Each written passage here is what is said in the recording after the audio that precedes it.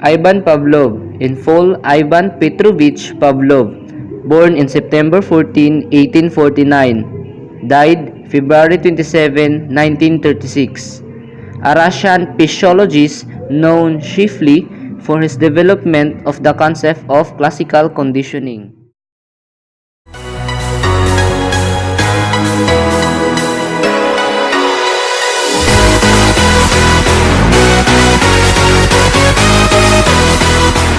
Hi! Welcome back to our YouTube channel. Today, We will going to discuss about classical conditioning. So we're going to have this challenge, guys. They called Pick Me Up Challenge. We write every name of each member of the group. So we're going to pick it randomly and answer it about the what we call the theory of classical conditioning. by Ivan Pavlov. Pavlov. So now, I'm going to pick a name. So, okay. The first is Avila. Avila will answer the question. So, can you tell us your idea about Pavlov classical conditioning? According to Ivan Pavlov, the classical sige lang. According to Ivan Pavlov, the classical conditioning, according to his experiment, the classical conditioning is a form of learning where there are four factors of classical conditioning. The first is conditioning, unconditioning stimulus.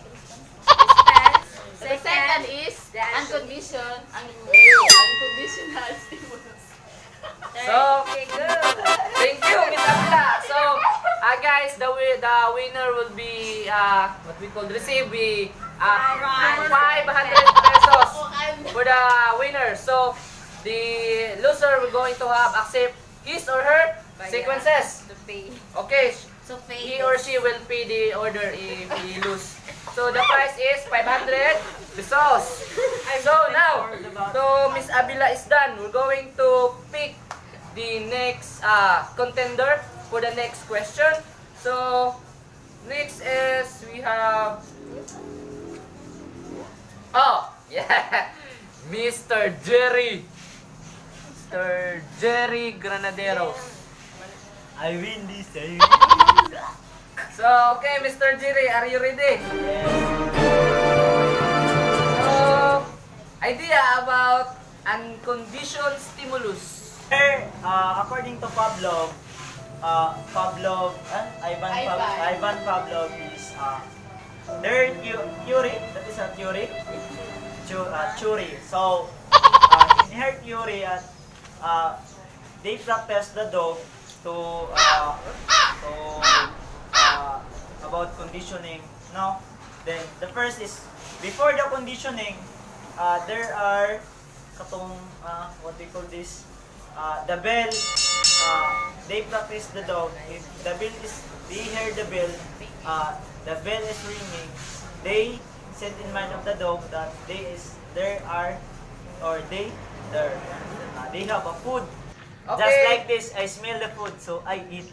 Okay, next we have Who's the lucky winner? We have Mylene. So, Mylene, yes. idea about unconditioned response. So example, when the dog see food, the dog was tulok laway, what to call that? Stimulus, salivation. That's the that salivation is the response of the dog when like Jerry, he smelled the food. So that's all. Okay. Next, I taste it already. we have Cassie. Yes. We have Cassie. Cassie in the house. Go. The question is, what is conditioned stimulus? conditioned stimulus, when the dog was heard the ringing of the bell without association of the food. That's all. I think you read it. So next we have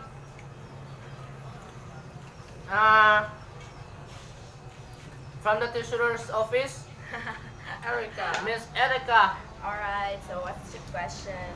So the question is, Atsan. Atsan. when is your anniversary? Oops. Yo. It's a Friday. Okay. October 8. Ay! August 8. You are all invited. So, let's, Wow. Is this a sabotage? what is your opinion about forever? Forever is not enough. Try lang. Try lang. Charot. Okay. Let's get serious. Let's move Oh, I on. What thought that was is really- condition response? Condition response for me is when the ring bells and then the dog when the dog hears the ring and then she immediately goes to you or something like that because they ring the bell even though the dog see no food in you or the food was not presented yet, so then they respond when the ring bells, I guess. Yes. So, thank you, Miss Erica. So now, to determine the winner, we're going to discuss the 4 factors in classical conditioning.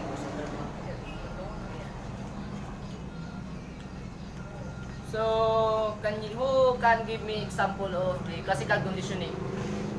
Guys, can you give example? Hey, you give an example because you know you're the facilitator of this Okay. challenge. One of the best example for this classical conditioning is way back in 19 something. There was a father who trying to what we call to trying to know if his little son is afraid of something or there is a what we call fear. So the father test different animals to test his what we call his son if it is what we call is nahadlok siya something, so scared of something. So the father bring a dog, a rabbit, and a mouse. So the father first present the dog, but suddenly the little Johnny keeps on playing the dog, so he is not afraid of the dog. So next we have the rabbit. Then also the little Johnny just only played with the rabbit. So my God, my English is so further. So my point is the next animal that father bring to his son is what we call the rat. The rat. So the rat. Oh, the little Johnny also play only the rat. He is not also afraid of anything. But there is something na excuse me. There is something happened that the father what we call accidentally we call this hapak slap the door. So the little Johnny was scared and he cried. So every time little Johnny played the rat, the father will slam the door. Yeah. So slap. In short, if they can hear the big boom like that, is they are traumatized. Yeah, something. Yeah, So every time that the children, the little Johnny see rat, he was going to Cry. scared. Oh, he was going to cry. He was going to afraid of that animal because his father are conditioning the situation through that types Comments and Yeah. Ring the Please support us notification in bell. www.facebook.com. Thank you. Thank you.